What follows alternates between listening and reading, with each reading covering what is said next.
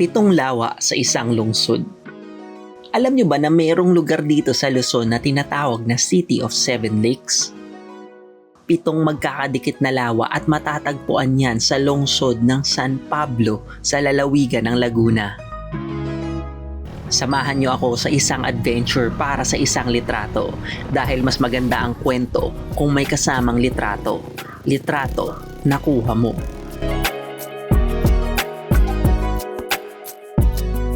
Pero bago pala natin puntahan ang 7 Lakes of San Pablo, mag-side trip muna tayo dito sa Taal Lake dahil sayang ang ganda ng sikat ng araw.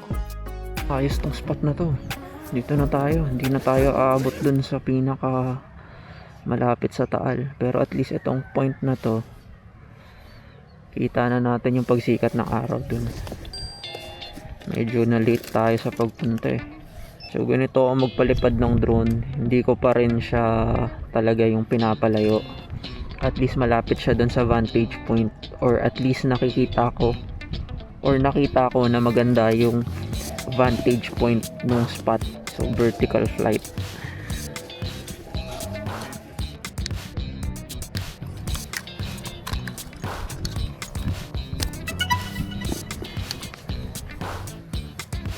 Natin yan agad.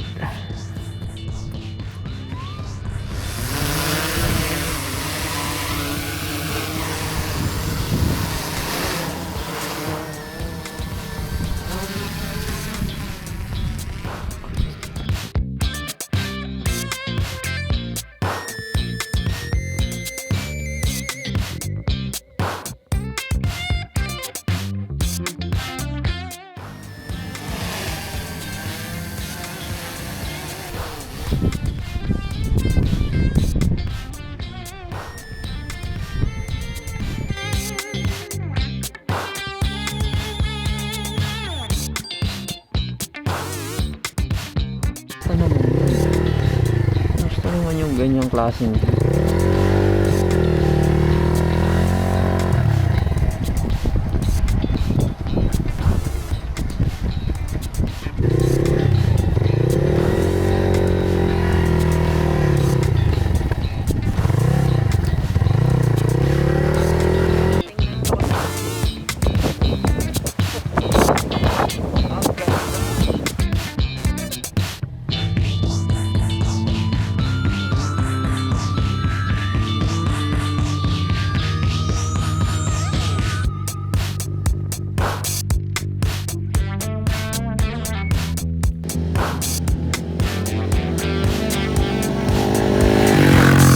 Nakita ko rin sa mapa na meron ding 2 lawa dito sa Chaong, Quezon.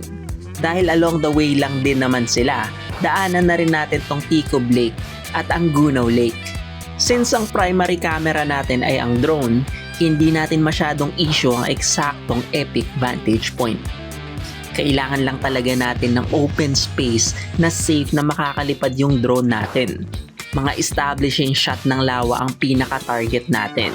Kaya perfect talaga ang flying camera. Malapit na tayo sa Ticob Lake. Actually, nandito na siya sa gilid. First time din natin ito pupuntahan. Sa aeroplano ko lang ito nakikita eh. Wow. Solid. Hindi natin siya ma-appreciate ngayon eh. Kasi nandito tayo sa baba. Pero sa taas, bilog na bilog yung lawa na yan. May dala rin pala tayong camera, pero drone yung gagamitin natin para i-take yung photos na itong Ticob Lake.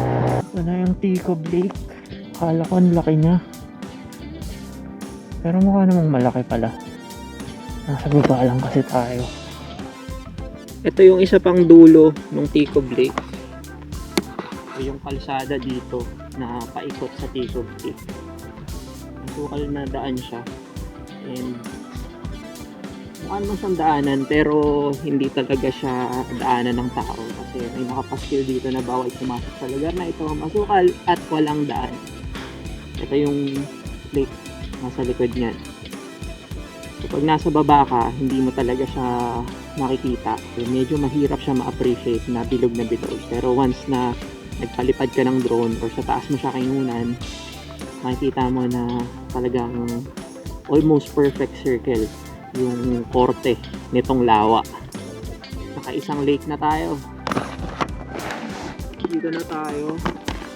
Paliparan ko lang ito ng drone. Mabilis.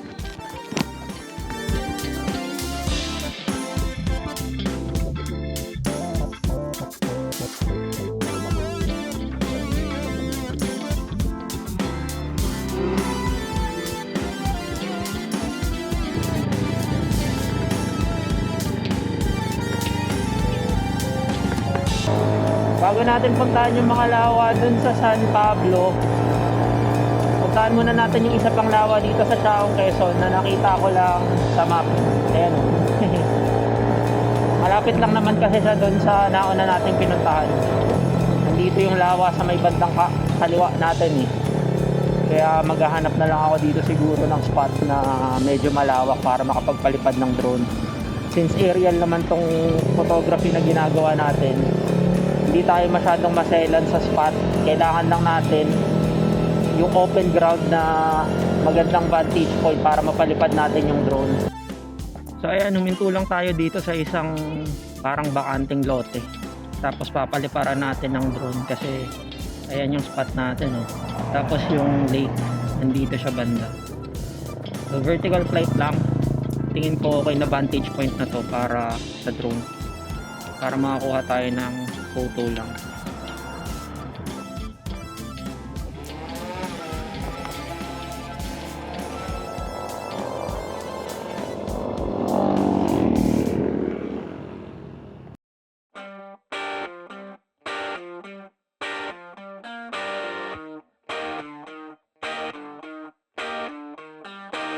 Ito na ang ating drone.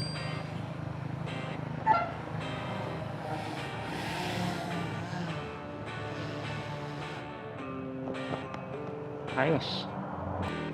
Mas madali na talaga ngayon yung mga aerial photography dahil sa mga drones. Hindi tulad noon na kailangan mo pa talaga ng eroplano or helicopter. Pero para sa akin, wala pa ding tatalo sa quality at composition ng isang photographer na nakasakay sa helicopter kung ikukumpara sa kuha ng drone. Pero dahil mas madaling ma-access ang drone at mas mura siyang di hamak kumpara sa eroplano, kaya naman sa tingin ko, sapat na ang drone para sa aerial photography sa ngayon. Isa to sa mga magagandang bigay sa atin ng technology ngayon na mas maganda kung iti-take advantage natin. Papunta naman tayo ngayon sa Sampaloc Lake. Ito na yung simula nung mga lake dito sa San Pablo. Halos dikit-dikit lang sila or magkakatabi kapag tinignan mo sa mapa. Ito yung una nating pupuntahan. Ito yung pinakamalaki sa kanilang lahat. Ang pangalan niya ay Sampaloc Lake.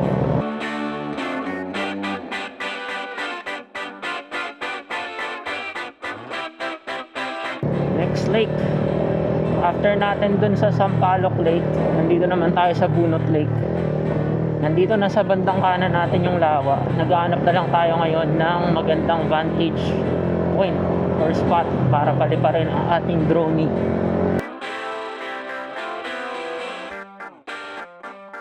Next lake tayo. Papunta tayo ngayon sa Pandin Lake. Ito na yung pangatlong lawa natin dito sa San Pablo. Calibato and Pandin Lake.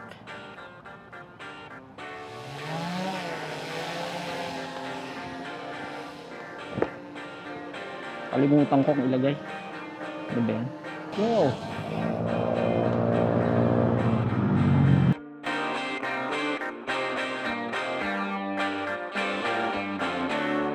Medyo scary. Kaya pababain na natin siya. Talagang picture lang halos yung kinuha natin. Kopya. Ganun guys, sumala ng drone. Huwag na huwag niyong bibitawan hanggang hindi namamatay yung propellers.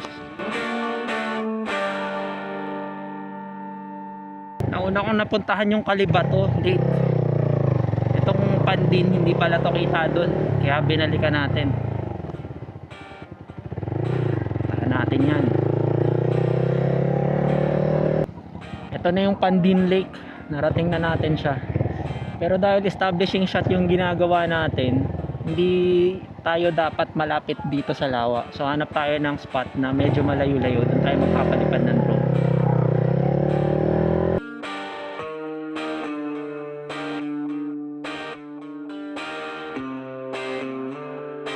Papunta naman tayo ngayon sa Palakpakin Lake. Ito na yung pang-anim na lake ng San Pablo. So may nakita ako ditong bakanteng lote na parking.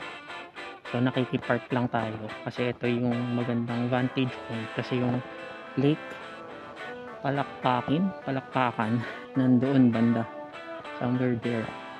Kaya dito tayo magpapalipad. Kasi dito merong open spot. Safe ang drone natin dito.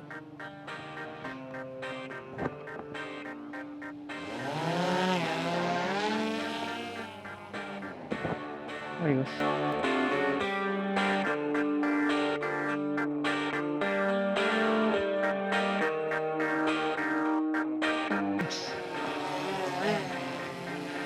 Mission accomplished. Kita rin pala dito yung isang lake. Yung target talaga natin dito is yung Palakpakin. Yan yung Palakpakin Lake. Yung Muhikap yung nandun sa kabilang side. Pag tinignan mo kasi sa mapa yun, mukhang magkalapit lang. Mukha lang siyang malayo, gawa ng mga kalsada. Ang ganda ng daan dito. Ito na yung huling lake na pupuntahan natin, Yambo Lake. Malayo siya kasi wala siyang daan dun mismo sa may Pandin. Kadikit niya lang halos yung Pandin Lake kaso wala siyang daan eh. Nasa kabilang lugar siya. Alam ko nag-Carlan Laguna na to eh. Hindi na siya San Pablo. So dito natin siya kukunan. Ayan o. Ewan ko kung nakikita niyo. Pero ayan siya. Ito yung masarap sa pagmumotor eh. Makakapunta ka sa mga ganitong lugar. Tapos parang ikaw lang yung tao.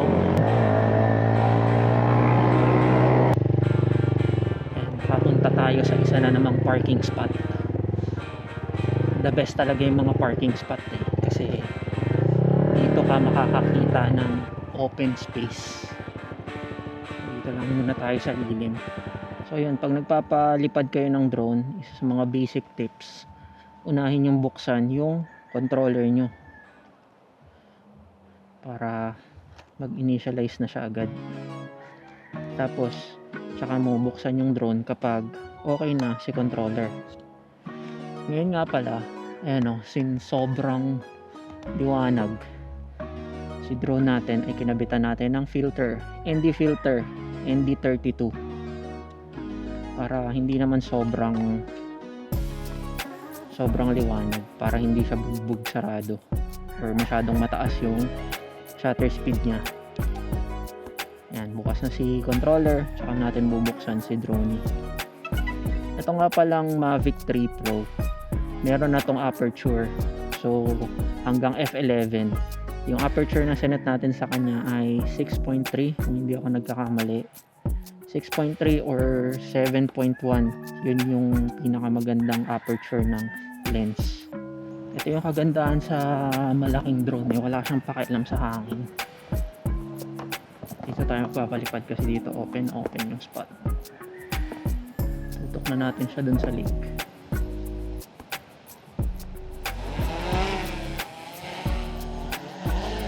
Pad ka na copy. Ayos.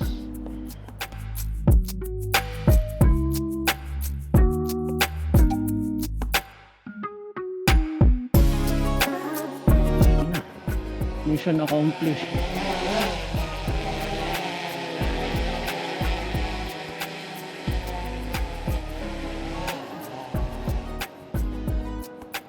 Sa oras, nakuna na natin yung 7 lakes of San Pablo.